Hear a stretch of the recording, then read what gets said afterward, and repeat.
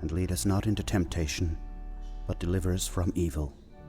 For thine is the kingdom, the power, and the glory, forever and ever. Amen. Mr. Deacon? Mr. Mathew Deacon? Yes? Forgive me for disturbing you in your moment of prayer, sir. I am Sir Richard Burnett, Provost of this college. The Porter's Lodge said I would find you here. The chapel is beautiful, isn't it? So comforting to know that such a place will at least survive well into the 20th century. I did not come all the way to Cambridge to talk about King's College Chapel. Where is my son, Sir Richard? Mr. Deacon, we've been through all that. Only by letter.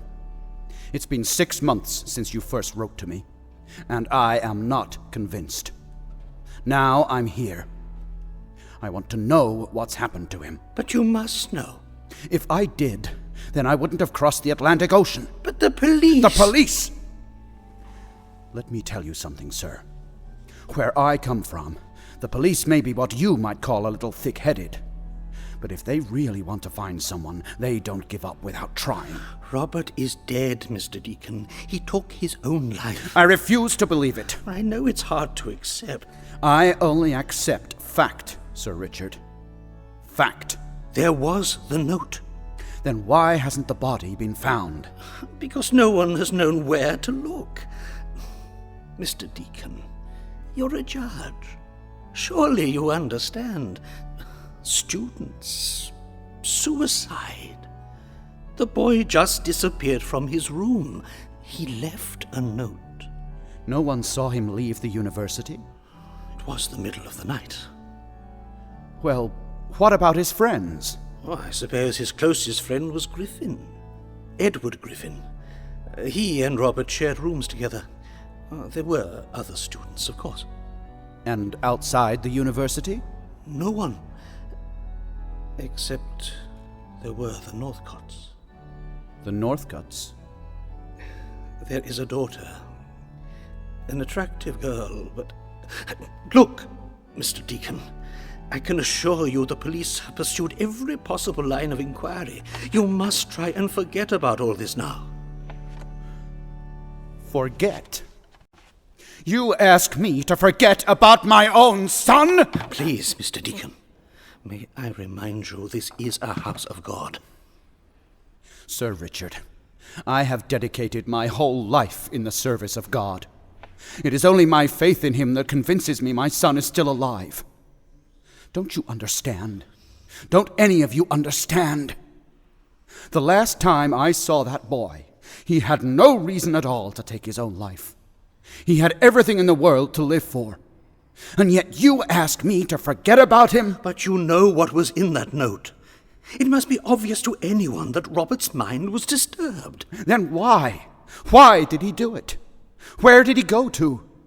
Who are his enemies, Sir Richard? Enemies? Mr. Deacon, Robert has told us himself that he has taken his own life. For all we know, his body could be lying at the bottom of the river at this very moment. You know, back home, I preside over a court of law. Every day, they bring a whole lot of new people before me. All kinds of people, with faces I don't even remember. Some of them are just straightforward enemies of society. Others are what you might call victims of their own weakness. My problem has always been to decide which of them is telling the truth. Sometimes I have a hunch I'm wrong, and then I don't sleep at night. But it's my job to make that decision. It's like that now. You tell me my son is dead, and yet, standing here, in this chapel, I feel Robert is closer to me now than he's ever been before. But of course, it's only natural that you should feel the boy's presence so strongly in a place like this. Why, I've often seen him in here alone. kneeling in prayer. In here? Robert came into this chapel to pray? Why, yes. He always occupied the same pew, just in front of where we are now. Mr. Deacon? Is anything wrong? Sir Richard, do you believe my son is dead? Until we can prove to the contrary, yes. Then perhaps you'd better read this. What is it? It's a note that was delivered to my lodgings soon after I arrived in Cambridge last night. As you can see, it's in my son's own handwriting. And it's dated yesterday, March 9th, 1883. What? Go ahead. Read it. Help me, Papa. For the love of God, help me. Is that a voice from the dead, Sir Richard? It's a hoax. It must be a hoax. What could it possibly mean?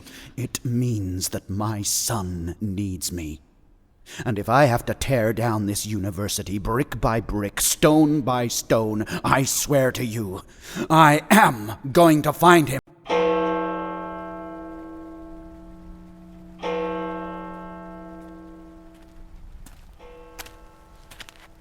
Who are you? What do you want? If it's money you're after... I mean you no harm, sir. I'm a friend of your son, Robert. There are things I must tell you, Mr. Deacon. Who are you? My name is Griffin, sir. Edward Griffin. Robert and I were as close as friends could be. That is why I'm as desperate as you to know what has happened to him. Young man, are you trying to tell me you have reason to believe my son is still alive? Alive or dead, sir, I'm convinced that Robert would never have taken his own life. If you know what has happened to my son, Mr. Griffin, then you must tell me everything you know. First, I must have your word that whatever is said between us will not be revealed to any other living person. You have my word, sir. But what happened to Robert the night he disappeared? What was he so afraid of? Does the name Dorothy Northcott mean anything to you? Dorothy Northcott? To my knowledge, nothing. Robert was in love with her. She was one of the most beautiful creatures I have ever seen. Flaming red hair that falls down to her waist like a scarlet waterfall. And eyes. She had such a wild look in her eyes. Is it so unusual for a young man to be infatuated with a girl? Robert's love for Dorothy Northcott was more than infatuation, Mr. Deacon. It was a need. We first met her at the college May ball. I don't know where she came from or even how she got there, but Robert somehow noticed her the moment she entered the hall. And she saw him. She began to mock him with her eyes. It was as though they had made some kind of contact without the need for words. From then on, Robert saw her practically every day. He became restless and tormented every moment he was parted from her. His whole being seemed to change. He even started to quarrel with me, something we'd never done before. He began to react to me and everyone else around him as some kind of a threat.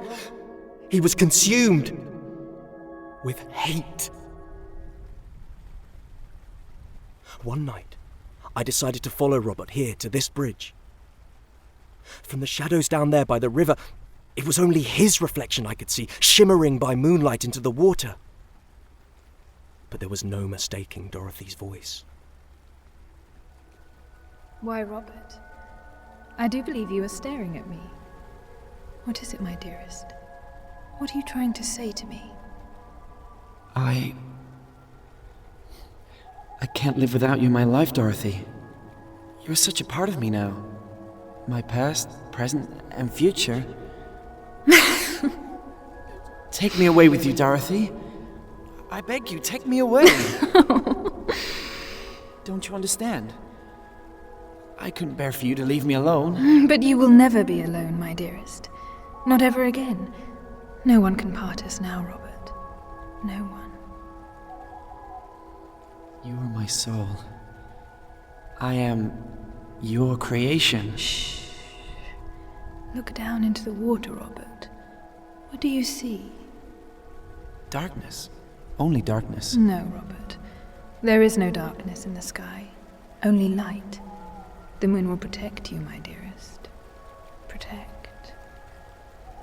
Nothing exists. The world doesn't exist. Only you and me.